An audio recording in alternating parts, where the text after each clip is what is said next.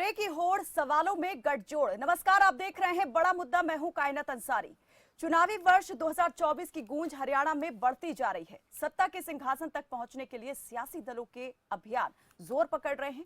राजनीतिक दलों के इन चुनावी अभियानों के बीच अटकलों और कयासों का बाजार भी गर्म है।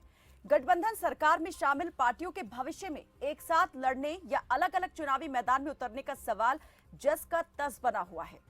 दरअसल ये सवाल कहीं बाहर से नहीं बल्कि खुद दलों के अंदर से उठ रहा है। बीजेपी जेजेपी के बीच गठबंधन जारी रहेगा या नहीं, इस सवाल के बीच एक बार फिर इस बात ने तूल पकड़ लिया है, जिसमें इस बार बीजेपी जेजेपी में श्रेय लेने की होड़ मच सकती है।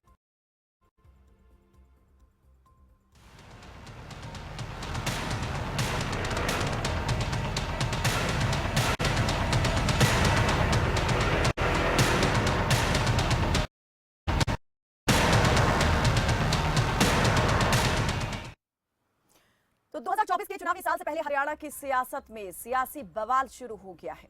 सियासी बयानबाजी पर वार पलटवार थमने का नाम नहीं ले रहे।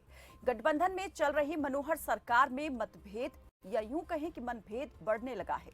लोकसभा चुनाव में जेजेपी अकेले चुनावी मैदान में उतरेगी, जेजेपी ने ये साफ कर दिया है। हालांकि विधानसभा चुनाव में गठबंधन एक साथ चुनावी मैदान में उतरेगा या अलग अलग, इसका फैसला दोनों ही दल के नेताओं ने शीर्ष नेतृत्व पर छोड़ दिया है। जब भी लगता है कि गठबंधन में अब सब कुछ नॉर्मल है, तभी कोई ना कोई ऐसा बयान सामने आ जाता है जो बुझते हुए विवाद की चिंगारी को हवा दे देता है। इस बार जींद से बीजेपी जिला अध्यक्ष राजकुमार मोर का बयान दोनों दलों के बीच न दिखाई देने वाली खाई को और बढ़ा सकता है। अब लगता है कि दोनों दलों में विकास कार्यों को लेकर श्रेय लेने की होड़ शुरू होने वाली है। दरअसल जुलाना में विकास कार्यों का श्रेय बीजेपी जिला अध्यक्ष राजकुमार मोर ने सीधे सीधे हरियाणा की बीजेपी सरकार को दिया, जबकि जुलाना से विधायक जेजेपी के अमरजीत ढांडा हैं। जब रिपोर्टर ने कहा कि क्या वो विकास कार्यों का श्रेय विधायक को नहीं देते, तो बीजेपी जिला अध्यक्ष ने दो टूक कहा कि विधायक ने क्या कराया वो आप विधायक से पूछें। चूंकि हरियाणा में बीजेपी की सरकार है, इसलिए जो विकास हुआ है वो बीजेपी सरकार की देन है। अब सवाल है कि क्या बीजेपी जिला अध्यक्ष ने जेजेपी विधायक के काम को खारिज कर दिया या फिर सबका साथ सबका विकास का नारा देने वाली पार्टी के जिला अध्यक्ष ने गठबंधन सरकार में शामिल जेजेपी के ही काम को खारिज कर दिया। गौरतलब है कि 2 जुलाई से जेजेपी अपनी चुनावी अभियान का शंखनाद करने वाली है। हर लोकसभा क्षेत्र में जनसभाएं करने की जो घोषणा पार्टी ने की थी, उसका आगाज पार्टी जुलाना से करने वाली है। तो आज बड़ा मुद्दा में होगी इसी सवाल पर बहस कि जब विकास का श्रेय बीजेपी जिला अध्यक्ष बीजेपी को दे रहे हैं, तो जेजेपी नेता और क्षेत्रीय विधायक जुलाना में होने वाली अपनी जनसभा में जनता को अपनी कौन सी उपलब्धियां गिनवाएंगे। वो विकास के नाम पर जेजेपी गठबंधन सरकार में कराए गए विकास कार्यों का हवाला देंगे या अपने दम पर जनता से किए वादे निभाने का। और सबसे बड़ा सवाल, क्या अब क्रेडिट लेने की होड़ दोनों दलों में मचने वाली है। इन सवालों के साथ इस चर्चा में आगे बढ़ेंगे। कई मेहमान हमारे साथ जुड़ेंगे, लेकिन सबसे पहले आपको सुनवाते हैं कि बीजेपी के जिला अध्यक्ष ने क्या कुछ कहा। हरियाणा में बीजेपी की सरकार है और उस बीजेपी की सरकार के नाते, पार्टी का जिला अध्यक्ष होने के नाते, सरकार ने जो वहाँ काम कराए हैं उनके मोटे मोटे कामों की आपको एक व्यवस्था मैंने आपको बताई है। विधायक क्या काम करा, आप विधायक से क्रेडिट सिर्फ बीजेपी को देंगे या जसपा को भी है? बीजेपी को देंगे या जजपा को भी है। साफ तौर पर उनका कहना था कि बीजेपी को ही क्रेडिट देंगे। हरियाणा में बीजेपी की सरकार है और इसीलिए विकास का पूरा श्रेय जो है विकास कार्य कराने का वो बीजेपी को जाता है।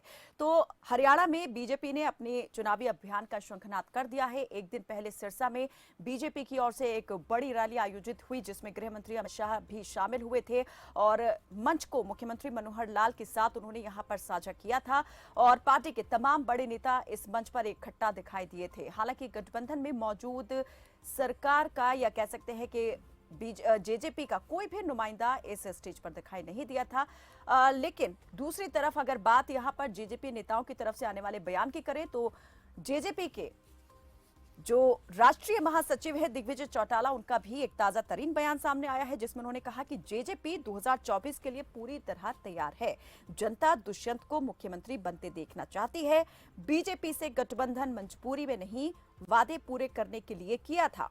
दुष्यंत सबसे युवा मुख्यमंत्री बनेंगे। ये वो तमाम बातें हैं, बड़ी बातें हैं जो जेजेपी के राष्ट्रीय महासचिव दिग्विजय चौटाला ने की है इन तमाम बयानों की कंट्रोवर्सी के बीच।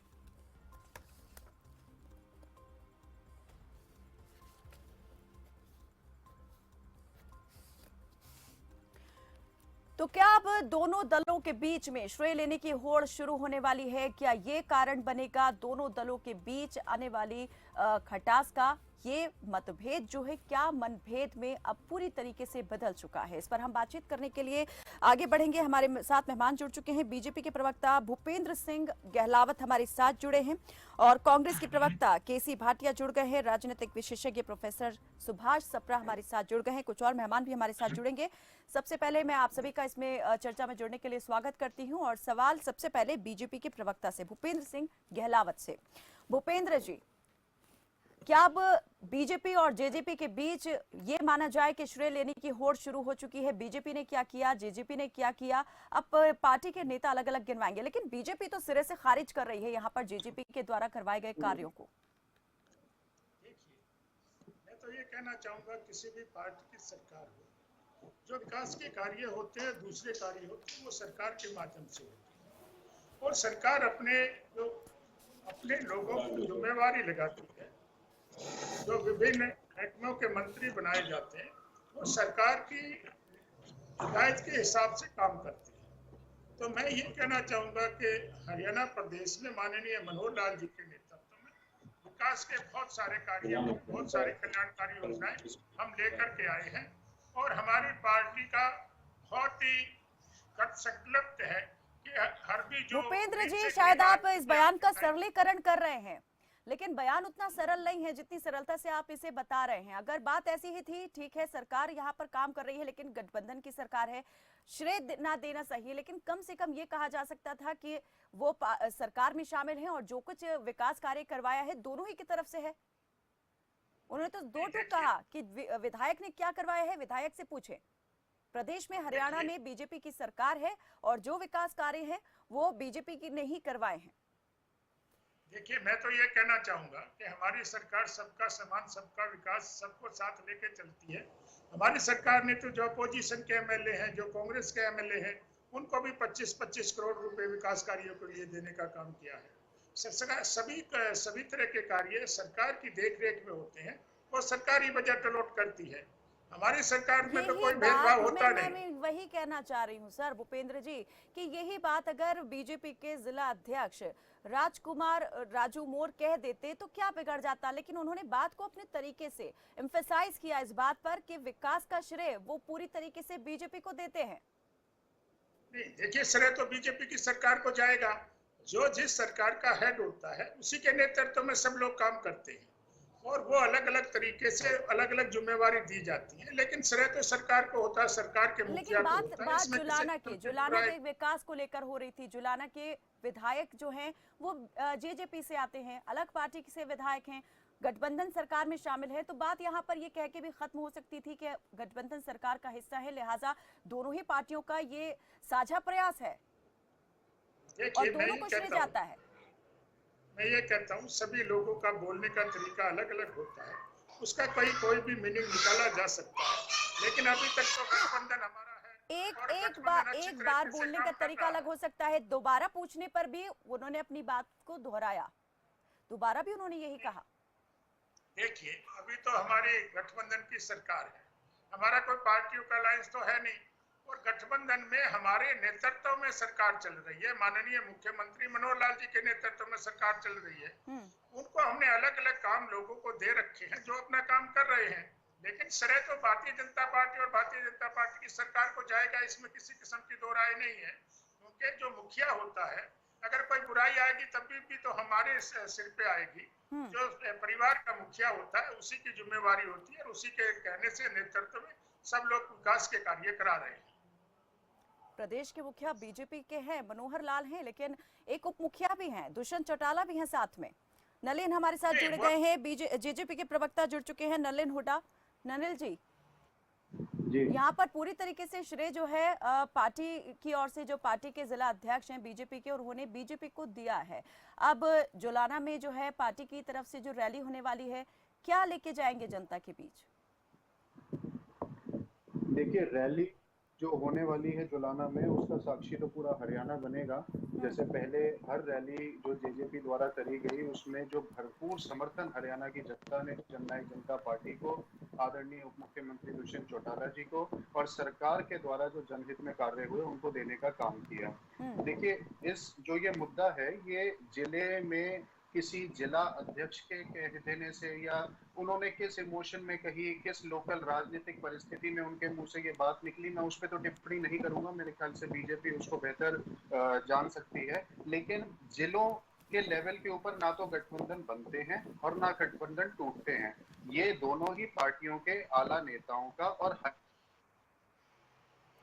पहले नलिन मैं ये जानना चाह रही हूँ कि पहले जींद की उचाना कला सीट को लेकर एक बयान सामने आता है और वो हरियाणा के बीजेपी प्रभारी जो है विप्लव, उनकी तरफ से वो बयान सामने आता है जिसमें उन्होंने कहा कि जो दीदी हैं वो यहाँ से जीत दर्ज करेंगी, ये जानते हुए भी कि दुष्यंत चौटाला वहां से वर्तमान में विधायक भी हैं और आगे भी वो यहीं से सीट पर चुनाव लड़ने का इरादा रखते हैं।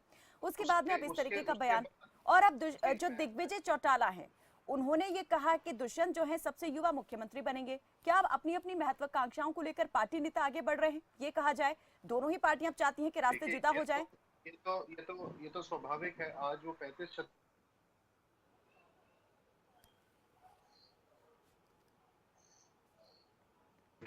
तो इसमें कोई ऐसी इस तरह की धारणा नहीं बननी चाहिए कि भाई गठबंधन टूटने वाला है। जो आपने अभी मेरे से बात पूछी, मैं उसका जवाब देने जा रहा था कि जब ये इस तरह की बातें सामने आई तो दोनों ही पार्टी के नेताओं ने बड़ी स्पष्ट तौर पे ये कहा कि गठबंधन मजबूती से चला है। जो कॉमन मिनिमम प्रोग्राम लागू होना चाहिए था वो दोनों ही पार्टियों ने मिलकर करा है और सरकार का पूरा टेन्योर, चाहे कांग्रेस कहे, चाहे लोकदल कहे, चाहे अन्य विपक्षी पार्टी कहे, यही मैं चाह रही हूँ कि हैरत की बात यहाँ पर हो जाती है कि जब आप निर्दलीय विधायकों से बातचीत कर रहे हैं, उन्हें अपने नजदीक लाने की बात कर रहे हैं, तो फिर जिस पार्टी के साथ आप मिलकर गठबंधन में सरकार चला रहे हैं उससे दूरियां क्यों बढ़ाई जा रही हैं? क्या ये एक तरीका है दूरी बढ़ाने का? हमारी तरफ से, और हमें नहीं लगता कि भारतीय जनता पार्टी की तरफ से भी कोई दूरी आई है। लगातार संपर्क में हमारे चौधरी बीरेंद्र सिंह बीजेपी के जो नेता हैं उन्होंने साफ तौर पर कहा कि दोनों पार्टियां एक दूसरे के साथ अब आगामी चुनाव नहीं लड़ना चाहती हैं। मेरी एक बार अगर आप बात पूरी हो जाने देंगे तो मैं उसी का ठीक है, आप पूरी कीजिए अपनी बात।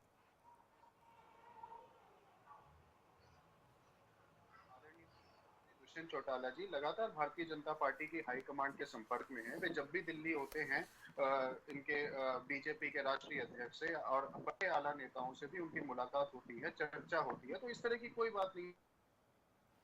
इस तरह की बात भले ही अभी जो ऑपोजिशन पता है उस तरह की बातें ये सामने आ जाती हैं। बात मैं आपकी जो ये उचाना वाली बात थी उस पर भी स्पष्टीकरण कर दूं कि कभी कभार कुछ सीटों के ऊपर जहां पर जेजेपी से स्वाभाविक है कि जो बीजेपी के नेता या कांग्रेस के नेता जहां हारे थे, हाँ जी नलिन, के ऊपर टिकटों के ऊपर, लेकिन वो मापदंड नहीं होता गठबंधन होने या ना होने का। ये प्रदेश स्तर पे तय होता है, ये आला कमान हाई कमान के स्तर पे तय होता है। कुछ सीटों पे क्या प्रोबेबिलिटी बनती है, क्या इलेक्टोरल टसल होती है, क्या राजनीतिक परिस्थिति बनती है, उसके हिसाब से लोग बयानबाजी कर देते हैं। लेकिन इसका मतलब ये नहीं कि गठबंधन में कोई दरार आ गई या सरकार चलने में कोई दिक्कत आ रही है।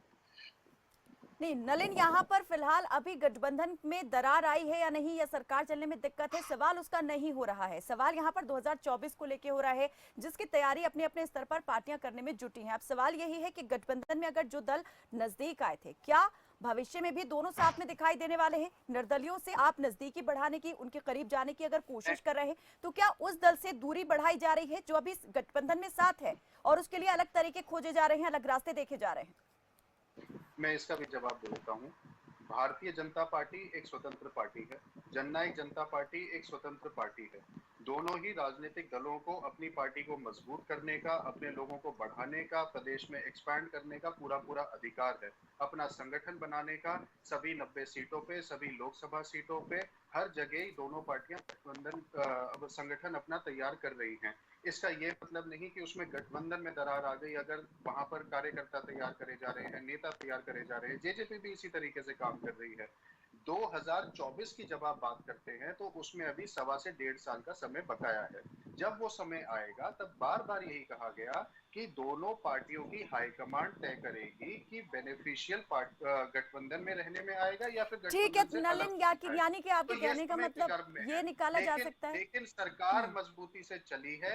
जिस कॉमन मिनिमम प्रोग्राम के तहत गठबंधन करा गया था उसको लागू किया गया है और प्रदेश को एक अच्छी मजबूत सरकार देने का काम जननायक जनता पार्टी और भारतीय जनता पार्टी ने किया है। ये कह सकते हैं कि अभी जो मजबूती के साथ दोनों दल खड़े हुए हैं, चुनावी मैदान में जब चुनाव होगा उस टाइम पर एक दूसरे के सामने मजबूती से खड़े होंगे प्रतिद्वंदी के तौर पे।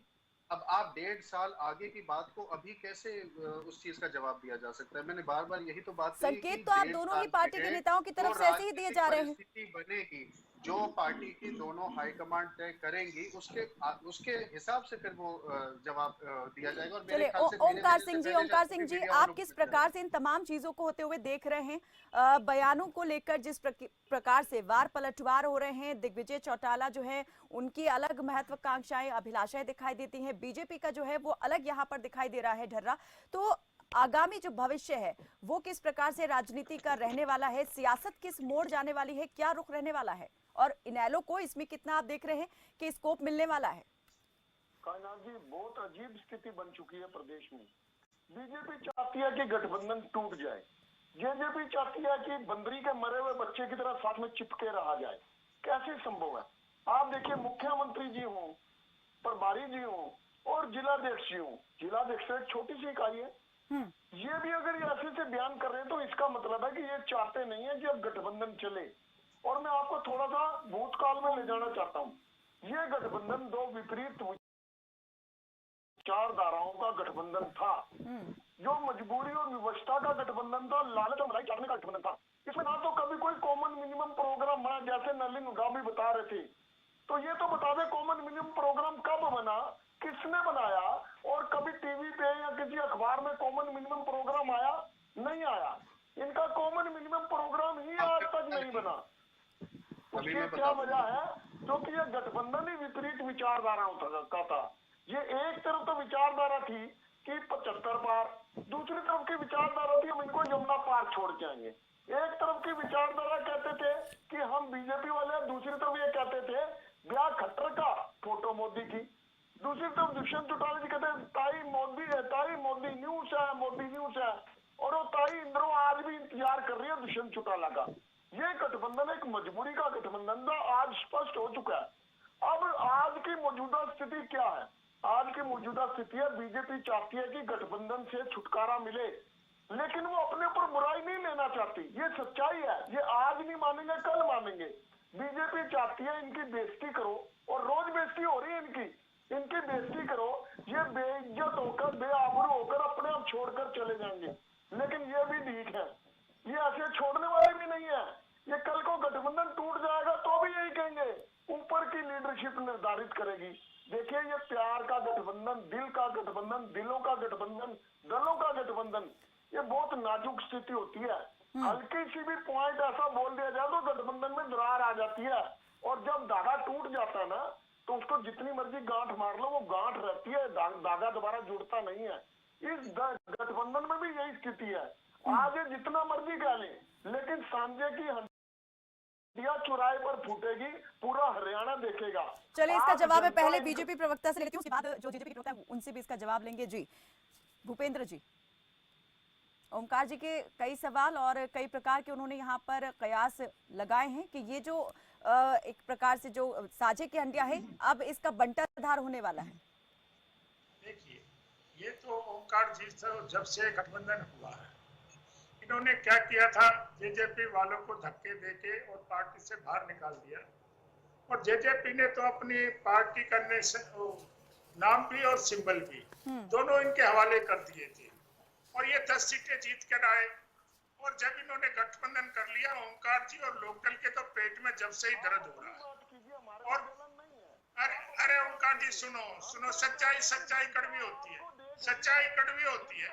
ये विश्वास उठ चुका है जनता का, ये आप सुनिए, सच्चाई कड़वी जनता का होती है। विश्वास उठ चुका है। ये गठबंधन तो वास्तव में टूट चुका है, सिर्फ मात्र घोषणा बाकी है। कब गठबंधन के आज टूट गया, कल टूट गया, इसी बात में लगे रहते हैं। और इनका तो हरियाणा प्रदेश में कुछ पता नहीं। 1% वोट इनको मुश्किल से मिली थी। 2009 और में 2 सीट थी आपकी, 2, अरे भाई, और 2024 में 2 पे वापिस आओगे। अरे ओमकार जी, 2 सीट थी 2009 में, 2। हम फकर से कहते हैं हमारी 1 सीट है, वो भी तब क्योंकि पार्टी और परिवार में टूट हुई, लेकिन आप 2024 में वापस 2 पे आने वाले हो। पिछले चुनाव में आपकी 1 सीट आई थी, आपकी 1 सीट भी नहीं बचेगी। कोई बात इसलिए मैं नहीं, ये देख कहना लेंगे 2024 में। अरे भाई, आप तो चक्कर नलिन जी, काट रहे हो। इनेलो से ये जेजेपी उनका- अलग हुई, वहां पर अलग महत्वाकांक्षाएं पार्टी की थी जो साथ में रहकर पूरी नहीं हो रही थी, इसलिए अलगाव का फैसला लिया गया बीजेपी के साथ है। लेकिन यहाँ पर भी अब लगता है कि क्या अब महत्वाकांक्षाएं फिर से आड़े आने वाली हैं? ना जी, मेरे को अपनी बात पूरी करने दो। ठीक है नलिन जी, आपसे मैं आपकी बात लूंगी पूरी। ठीक है, आप अपनी बात पूरी कीजिए। मैं ये कहना चाहता हूँ, लोकदल का अगर कुछ होता तो ये कांग्रेस के पीछे पीछे नहीं घूमते। ये कहते हैं आप कि अपनी मोदी को बात हराने करो, के हमारे लिए से हमें क्या कोने लेते हो? देते हमारा हो कुछ जाओ। नहीं है, और ये जनता बताएगी कांग्रेस वाले 2024 में पुचकार किसका रहे हैं। कुछ है, कांग्रेस किसका वाले कुछ पूरी नहीं तरह से है। आप पुचकार अपनी रहे बात हैं कीजिए, और ये आपके पीछे पल्ले पीछे क्या है, घूम अपनी रहे बात हैं। कीजिए। इसलिए मैं ये कहना चाहता हूँ, लोकदल का तो जनता कुछ ने बचा नहीं है। 2014 में 47, लोकदल का कुछ नहीं बचा, 2019 में ये तो अपना 44 रास्ता सीट ढूंढ दी। रहे हैं। और जनता कहाँ ने किस विपक्ष पार्टी में बैठने चले जाए देना इनका तो कुछ दिया नहीं था पता। आपको। ठीक है देखिए, नलिन, मैं तो ओंकार जी आप पे कोई टिप्पणी नहीं भूपेंद्र जी, करना चाहता था, आपको बोलना मुझे भी नहीं मुझे चाहता कांग्रेस था। प्रवक्ता की तरफ ही जाने जल्दी से। नलिन इस बात का जवाब जो आपके- मैंने आपसे सवाल किया कि मैं तो महत्वाकांक्षाओं आप के कांग्रेस चलते से इनेलो से अपना पहले अलग खराब हुए, करना अब क्या सोचता हूं। बीजेपी से भी अलगाव का रास्ता होगा? क्योंकि दिग्विजय चौटाला का जो बयान सामने आया है कि युवा सबसे युवा मुख्यमंत्री दुष्यंत बनेंगे और हरियाणा की जनता मुख्यमंत्री के रूप में दुष्यंत को देखना चाहती है, एक बड़ा बयान है। देखिए, आप पार्टी के जो कार्यकर्ताओं की एस्पिरेशन है, जो नेताओं की एस्पिरेशन है, वो स्वाभाविक है कि अपने लीडर को सर्वोच्च पद पे देखने की होती है। उसको गठबंधन के साथ जोड़ने का मुझे कोई तर्क वितर्क कोई समझ में नहीं आता। हर पार्टी चाहती है कि उनके जो नेता हैं वो मुख्यमंत्री भी बने, प्रधानमंत्री भी बने, ये स्वाभाविक सी बात है। उसके लिए दोनों ही पार्टियां, मैंने बताया कि भारतीय जनता पार्टी एक एंटिटी है, जननायक जनता पार्टी एक एंटिटी है।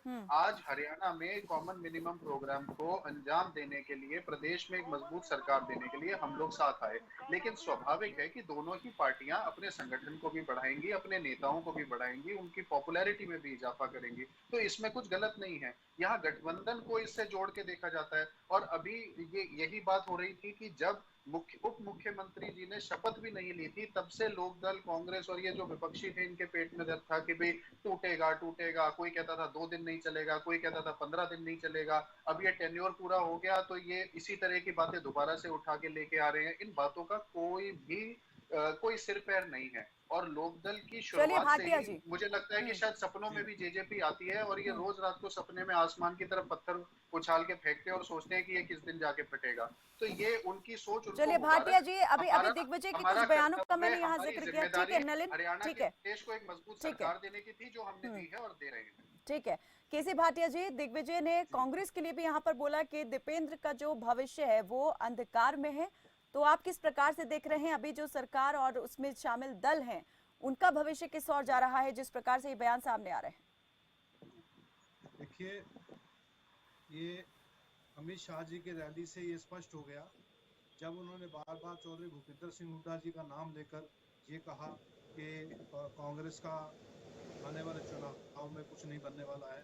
भूपेंद्र सिंह हुड्डा के बारे में उन्होंने जिस तरह से गलत कहा, तो इससे स्पष्ट होता है कि बीजेपी के बड़े नेताओं को अगर किसी पार्टी से खतरा है तो कांग्रेस पार्टी से खतरा है।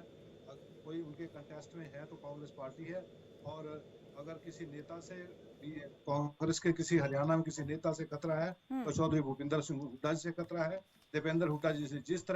जिस तरह से लोगों का रिस्पॉन्स मिल रहा है, चाहे वो हमारी विपक्ष आपके समक्ष हो प्रोग्राम, चाहे जनसंवाद रैली हो, चाहे हाथ से हाथ जोड़ो हो, सभी प्रोग्रामों में हरियाणा की जनता, हरियाणा का हर वर्ग। लेकिन भाटिया जी, कांग्रेस से भी सवाल है उसकी चुनावी रणनीति को लेकर, सियासी रणनीति को लेकर कांग्रेस से भी सवाल है।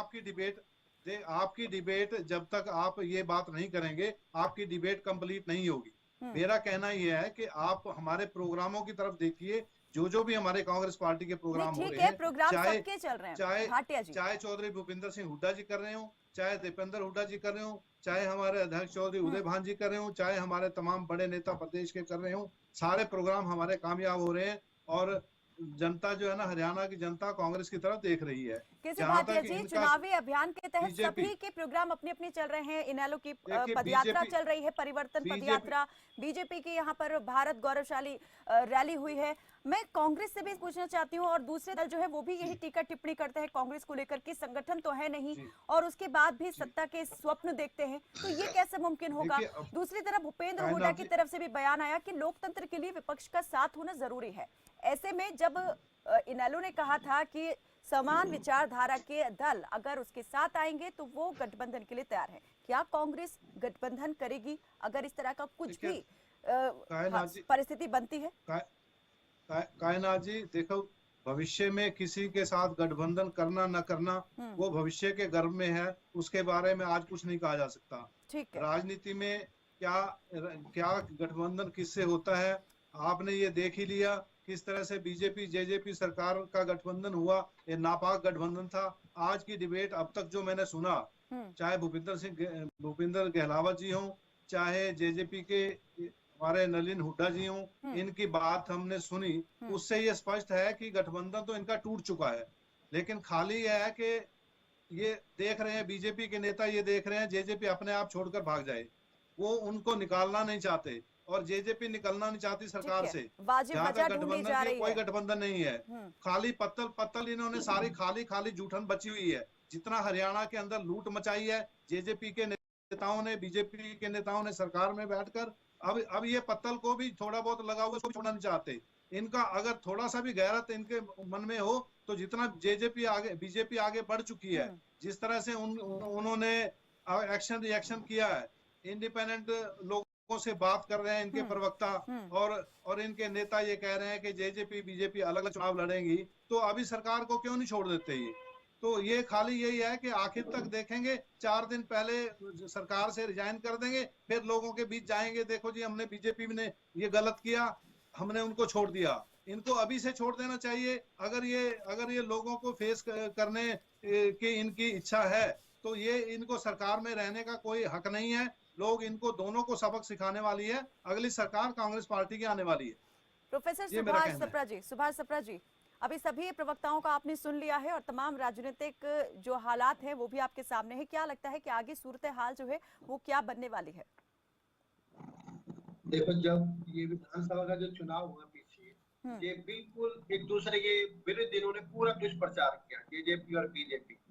परंतु परिस्थितियां ऐसी डेवलप हुई, इनका गठबंधन से सरकार मजे में चल रही है, चाहे आपस में जो है थोड़ी सी बयानबाजी होती है। और अब जो बयानबाजी जो ज्यादा बड़ी है, वो जहाँ के जो प्रभारी है और राज्यसभा सांसद विपुल देव जी, जब से उन्होंने उचाना सीट डिक्लेयर किया, भाई वहां से जो प्रेमलता जी इलेक्शन लड़ेंगी और जहां से पहले से दुष्यंत चौटाला जी एमएलए हैं, वहां से शुरू हुआ है। अभी विपुल देव जी गुड़गांव आए हुए थे, वहां भी उन्होंने डिक्लेयर किया है। वहां की जो बयानबाजी है उससे भी जो है ना, ये काफी जो है ना पॉलिटिकल काफी बाजार गर्म हुआ है। और कल जो रही सही जो कसर है, कल अमित शाह जी ने पूरी कर दी। आज देश के बीजेपी के दूसरे तीसरे बड़े नेता हैं, उनके जो बयान थे ना, भाई 10 की 10 सीटें बीजेपी के खाते में आनी चाहिए।